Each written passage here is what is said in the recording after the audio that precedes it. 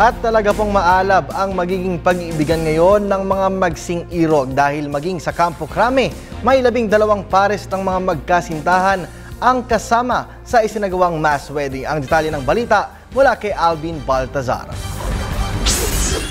Pusong bato kung may tuturing ang mga pulis laban sa mga kriminal. Pero ngayong araw ng mga puso, 12 alagad ng pulisya ang kusang loob na isinuko ang kanilang matagal na ipinagkait sa ngalan ng pag-ibig, ang kanilang pagiging single. Isa si Senior Superintendent Romulo Esteban ng PNP Region 5 sa nagpasyang iwanan ang pagkabinata at buong pagpaparayang ipinagkaloob ang sarili sa babaeng walang dudang kanyang mahal. Kaya sa hinaba-haba ng pagsasama ng walang kasal, sa simbahan din nauwi ang sumpaan na kailan may hindi sila maghihiwalay. Iba yung manunumpa ka sa harap ng altar kumpara dun sa harap lang ng huwes. Masaya.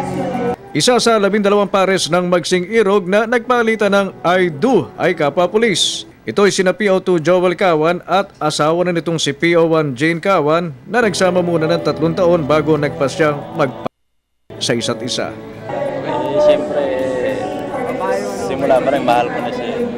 Masaya naman po at natanggap yung mga blessing na inasam-asam na inaantay na nag-bless sa simbahan. Sagot lahat ng PNP ang gasto sa pagpapakasal ng kanilang personnel pati na ang resepsyon na kung saan tumayong principal sponsors ang command group ng pulisya. And this is held nationwide. Lahat po ng mga simbahan natin sa ating kampo meron pong ganito pong wedding. Opo, libre po. This is funded by our organization. Para sa Telebisyon ng Bayan, Alvin Baltazar.